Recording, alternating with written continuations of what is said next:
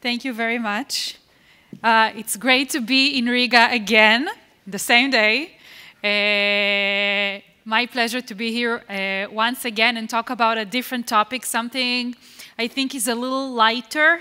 Wearing my hat as a cloud security expert, I wanted to talk to you a little bit about the fact that everyone is hackable. All of us are hackable, but how fast is it going to take you to find out that you've been hacked?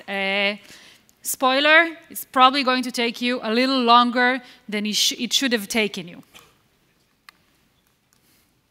So remember back in the days when we were in on-prem and everything was much more simple and we were all much happier, and when you wanted to protect your network, all you needed was a firewall and maybe a data loss prevention system and other systems that could have just prevented bad stuff from happening, and you were all secured and very, very happy. Well, today in the cloud, we can no longer really prevent stuff from happening anymore. All of these, prevention systems are not working for us anymore. This is just a brief example of a lot of brands that all of you are probably aware of. All of you are using some of them at some point in your life. And the common ground between all of them is that in the last couple years, all of them had data breaches. I'm talking only about data breaches. A lot of other companies were hacked, but the data wasn't leaked out, but other bad and uncomfortable stuff had happened to them. But the companies that are not here, the common ground between them is that they either don't know they've been hacked or they're on the way of being hacked and are just unaware of that. So think about yourselves and the companies that all of you are working for, and think about your security budget. I can only guess that it's much smaller than Sony's, than Dropbox's, than Equifax's, but still, these big companies who have such a big budget get hacked. So what does it mean about us and about the resources that we have to put into our cloud security in order to stay secured? So prevention doesn't work anymore. We need to forget about that. Today, this is what my day-to-day life really looks like when talking about security. I have to jiggle between 70 to 80 different security solutions just for the average enterprise. This is how many different systems they have to handle in order to keep themselves secured. But the paradox is that the more security solutions that we buy, the less secure we feel. So it's not really helping us to feel more secured, and for the most part, it's only helping us so much to be secured, but it's not really doing the job, and we're still hackable. It is still only a matter of time until an embarrassing incident is going to happen to us. So it really has nothing to do with the more security products and security solutions that you buy.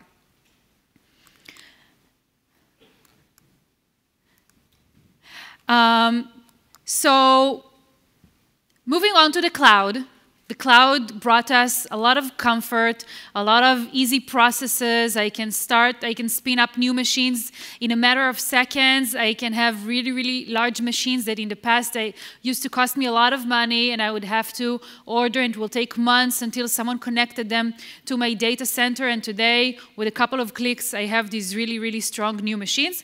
And of course, the cloud also brought us a lot of new buzzwords like serverless and containers, and lots of other cool words that all of us really like to use, but not everyone really understands what they mean. But you want to say that you're using serverless and you have containers and Kubernetes.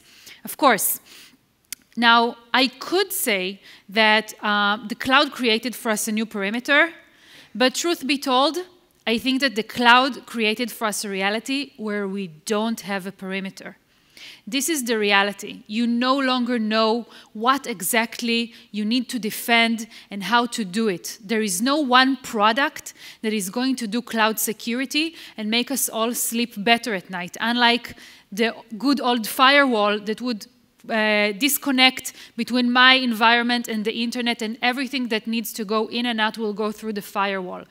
There is no wall we can put to protect our cloud because we don't really have a perimeter anymore.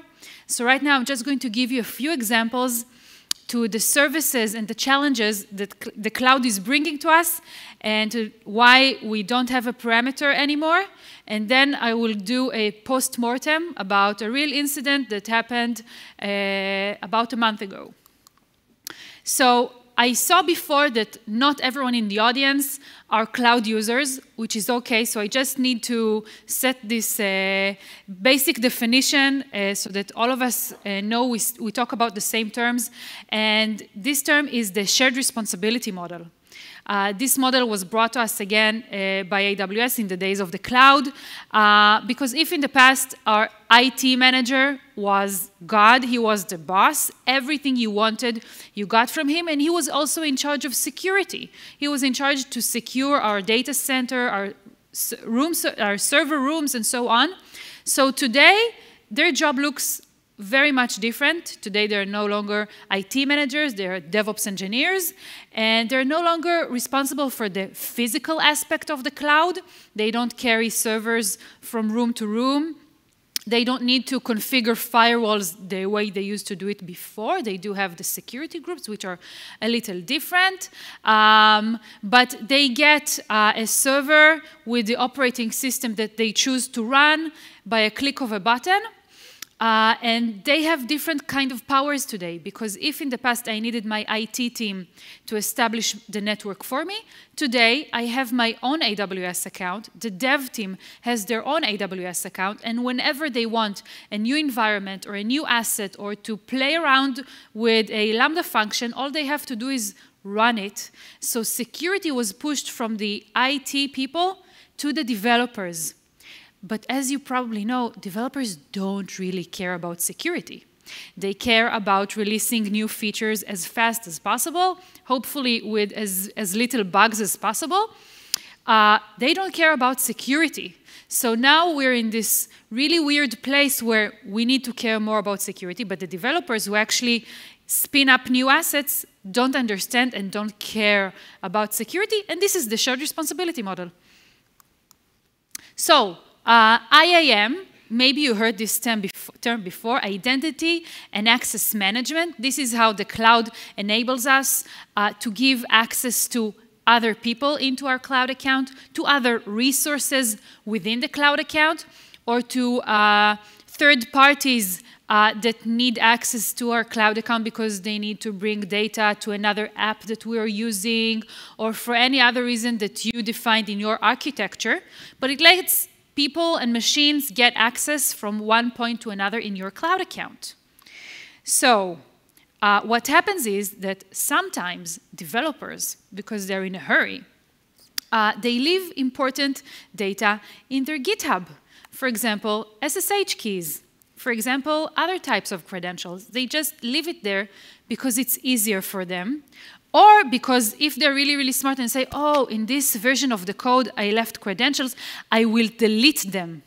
But in GitHub, because it's a repository that keeps all of your previous versions as well, if in the past you had some kind of credentials, they're still there. So these keys and these credentials enables other hackers to get into your AWS accounts or to get access to sensitive databases, to get access to your users' databases. And there are crawlers that crawl around GitHub and look for these kind of credentials, and it's not very difficult to find them, not at all. Another interesting case that we saw was tokens that were left in the code of Android apps. And once again, other people could have had access to sensitive users' data just because the hackers left the right token, not the hackers, the developers left the right tokens in the right place, for the hackers, of course. Storage in the cloud. All of you probably heard about S3 buckets because we talk about them all the time, and because probably Once a week, we hear about a major data breach coming from an S3 bucket, but these are actually happening all the time. And if you go to Shodan right now and look for S3 buckets, you're going to find a lot of them open to the internet, and you can easily just scroll around and take a look at data of other users. But the cloud is providing us with other types of storage assets as well to make our life really more comfortable and more organized. And this is all very, very, very good, but unfortunately some users ignore that and don't pay attention to the other storage services that they have where they leave their keys or their users' data. So I'm not going to talk about S3 buckets because we talk about them all the time. I'm going to talk about them a little later. But other types of assets that we constantly find like EBS, where users neglect to pay attention and don't pay attention to the fact that they also left credentials over there. Or just Facebook records that someone kept in another storage in AWS were found with more than 500 million records of users that use Facebook. So if you're worried about Cambridge Analytics, it's good, but don't forget that other companies store your private data in other places as well. Compute power. If you're using the cloud, then you should be aware that people can use your compute power and your account that you're paying for to AWS and to do other stuff with it. For example, denial of wallet attack. It's a code name for any attack that uses your account where you pay for AWS for compute power and the hacker is gaining some kind of profit. For example, crypto mining. If a hacker takes over your account keeps on working, your production environment is all well, but without you paying any attention, the hacker spins up new assets and mines Bitcoin and gets all the new coins to themselves. They don't share the coins with you, unfortunately. They use proxy attacks, so I can actually use someone else's cloud account to hack or to DDoS another person. So you're paying for it, you're spamming that person, but and that person is getting hurt, and I get away with it because no one knows that I actually did it myself. So this is abusing your cloud computing power. And we can see such a thing, for example, for Tesla. This happened for Tesla. Tesla is using Kubernetes, and they left one of their consoles without a password. So someone was able to find that, to get access to that console, and that console had access to a container that contained other credentials to the AWS account. So they managed to take over that and get into one of Tesla's AWS accounts and just mine Bitcoin, and Tesla paid for it. Other similar things that we saw was in NPM repository JavaScript code that other than running the code, which this is something that all of us do, right? We have dependencies. We take code that someone else wrote and use it in our environment and don't really pay attention that, among other things, this code is stealing coins from wallets. How convenient. Another thing that we can see is malware, drive-by download malware that is using, again, AWS assets. And does to do crypto mining as well. So we keep on seeing that all the time. We see way more account hijacking and crypto mining, and a ransomware attack decreasing. Because ransomware attacks are a great headache for the hackers, right? Because you need to reach out to them and send them the ransom Bitcoin, and then they have to give you the key. Maybe they're not going to give you the key. I don't know. In this case, there is very, very minimal interaction between you and the hacker. You keep on working, usually uninterrupted, many times not even noticeable, that while you are working, someone else is doing something malicious in your account and gaining money. So now we're going to talk about Capital One. Capital One, this incident happened just recently. Capital One is an American bank, a financial institute. I have to say that they have a very, very strong cloud security team.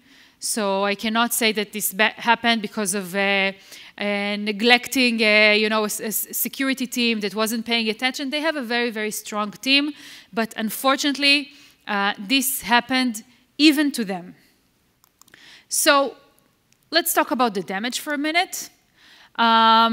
More data of more than 100 million people was publicly available in the internet. It's not only Capital One users, it's also people who asked for credit from Capital One. So now they have to compensate not only their customers, but actually people who didn't even get credit from them.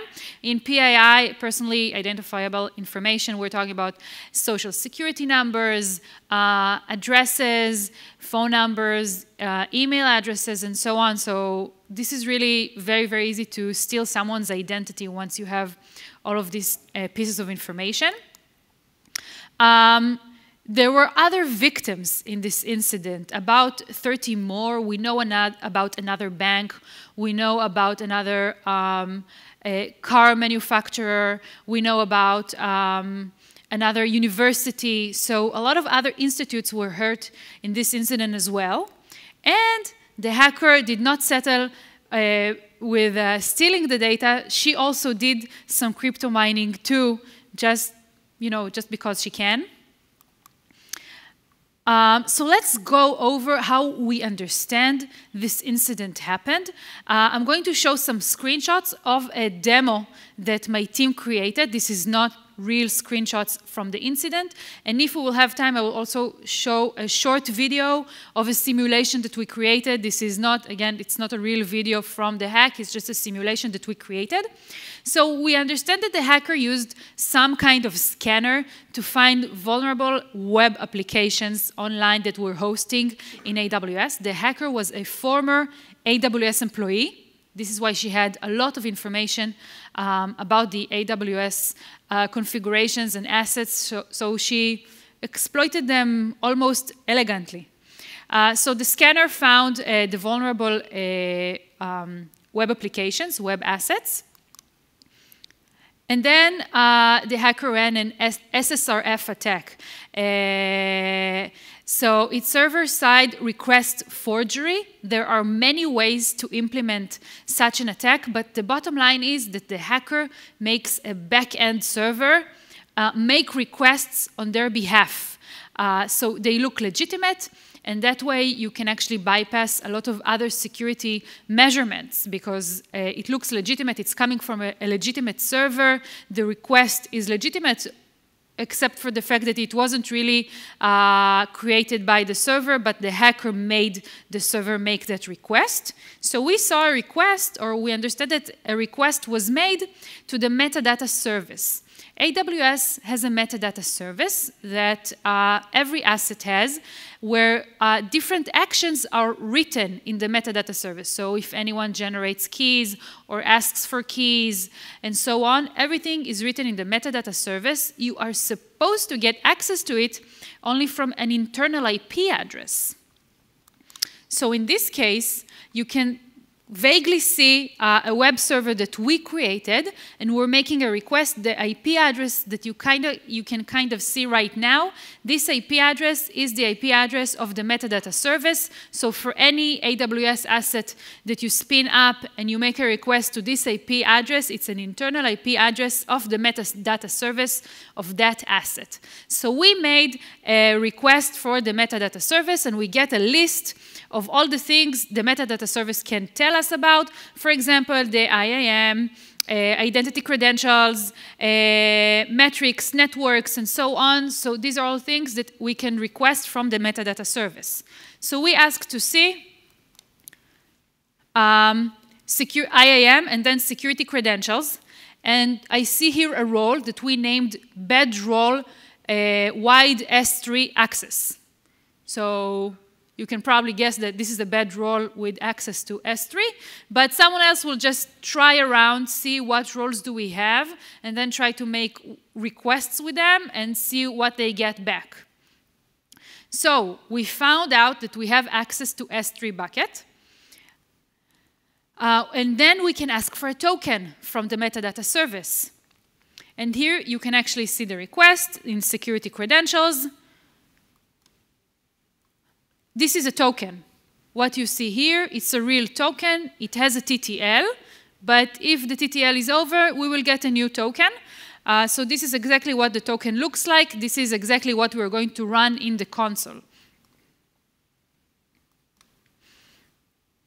So we have credentials to the S3 bucket. We run the list and sync commands, which actually list us all the S3 buckets. And then we can simply download everything that lives in those S3 buckets. This is what the hacker did. She downloaded all the content of the buckets to her computer.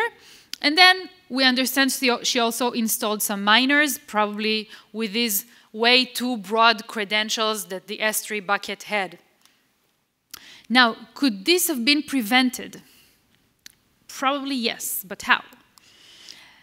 So, first of all, you need to know your roles. What kind of roles do you have in your environment? In this case, we understand that an S3 bucket had a too wide of a role. We got the role from a web server, and that means that the web server can access all the S3 buckets of the account. Why would you do that? If you have a web server that needs, for example, JavaScript code that lives in an S3 or needs some images that are in an S3, give credentials to the specific bucket. You don't need to give roles to all the buckets in your account. So this is a very basic thing to do. Don't give too wide roles, and check that out. Check your engineers and make sure they don't give very wide roles. And then the least privilege principle. This is also a principle that we learned in the cloud era, giving only the privileges that the user or the asset or the resource need, and no more than that. Monitor who is running commands and where are they running them from. In this case, we saw that the request to the metadata service was made from outside of the VPC by a user who reached out to the web asset and then made the metadata request. So this is something very, very, very basic to monitor. Patrick talked yesterday about logging, and logging and monitoring who is making actions in your account and where are they making the actions from is actually going to save you a lot of headache. And I'm going to show you an example now. So this is a log coming from the AWS account where we can see the ID that is making a request, only that I'm hiding here, as you can see on the top, I'm hiding the asset ID. So I understand that an asset made some kind of weird request that it is not usually doing. Why is the asset making this kind of request? So it's very easy to monitor what kind of requests different users and different assets are making. And when I see a weird request, I first of all check out why, and if necessary, I do not approve it. Now, this is the same log. It was really big. So I can see the source, the IP address that was making this request. Again, I can see that it's an external IP address. It's not coming from within my VPC, from within my network. So I can easily see that this is not a legitimate request. I can also see the user agent that made this request. And you can easily see Kali, right? I don't run Kali machines within my environment. So this is very, very basic. You can just look for Kali or Kali variants or other operating systems that you're not expecting to see in your environment. And if they're making weird requests, then block these requests, block the token, and do some follow-ups with this with your incident response team, because this is not healthy. So very easily, by using one log, basically, this hack could have been prevented. Can you try to click the presentation? Because over here, we are like the little video that we have. Maybe you need to get out of the presenting mode. This is the, I'm going to try to show you a short video of the simulation that we created, if it's going to work. If not, I will make it available online, so all of you will be able to see that. This is the video of basically the screenshots that we saw before.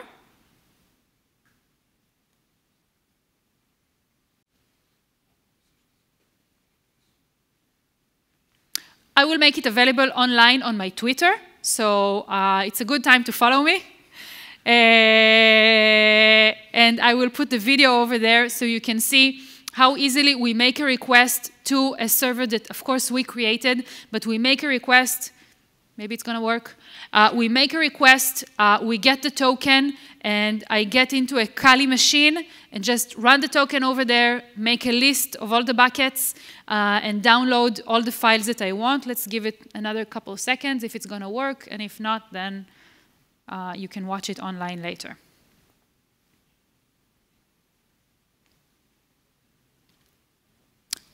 Okay, we'll take a look at it online later.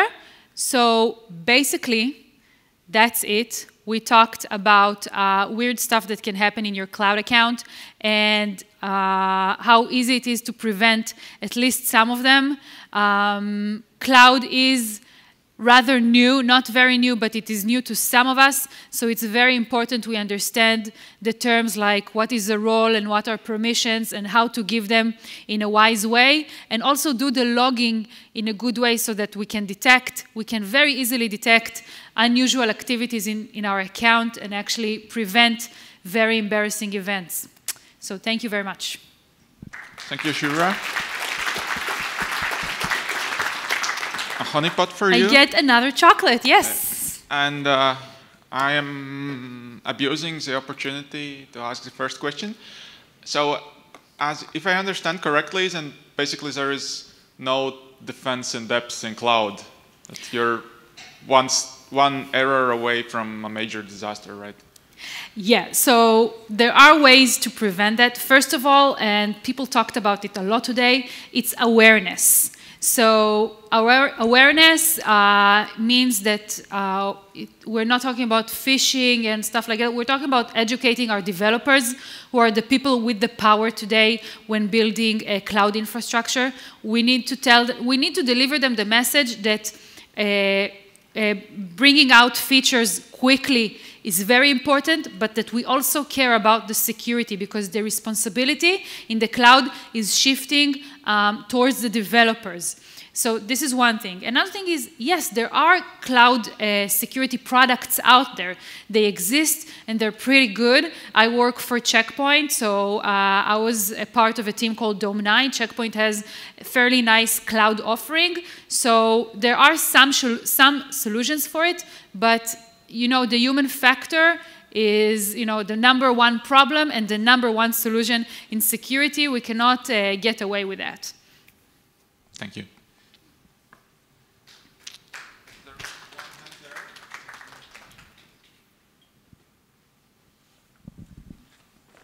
And I will also check the online questions too.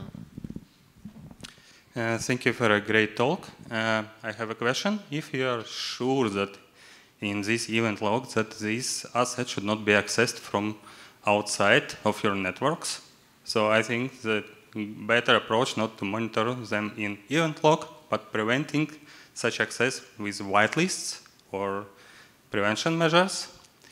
And maybe a question also that in case of this one event which you showed us, it may be clear that there was the problem, but in reality you don't have one event, but you have millions of them. You have hundreds or maybe thousands of assets. Some of them should be reachable only from internal networks, others from VPNs, others from different data centers. And how to keep an eye on all these millions of events and to understand which of them are legit or others maybe not very legit. I think it's a very, very difficult task and much more difficult than understanding of this event which showed us. Thank you. This is true. So I'm showing one event because I can show only one event, but there are some takeaways we can take from it. As for whitelists, yes, they're good, and I highly recommend everyone to make whitelists, but sometimes you need to be more agile. For example, someone is trying to connect to a machine from home where, you know, CI/CD, everything is happening real quick, and you need to connect from home to do something. So you need to update the whitelist to my home IP address. So I need to ask my DevOps to add my home IP address to the whitelist so that I connect. And maybe it's going to be a good idea that immediately after I'm done connecting, they will remove it from the whitelist. But this process that I just described is such a big headache, and usually people just don't want to do it. So whitelist is a good solution, but it's not good for everything. So this is why we need different kind of measurements that, you know, suit the culture in your organization, and maybe it's different in every organization. You're saying something very true. There are thousands of assets in the cloud.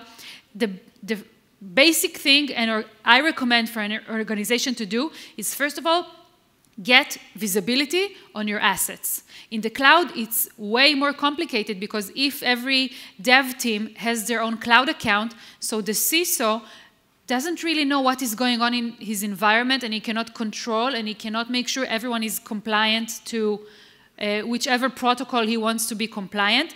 So the first thing an organization would want to have is visibility to all of their assets. The next phase would be to enforce some kind of policy as to what each developer is allowed or not allowed to do in their own private account or their own little staging account. And of course, in the production account, you need much stronger measurements and precautions. Thank you.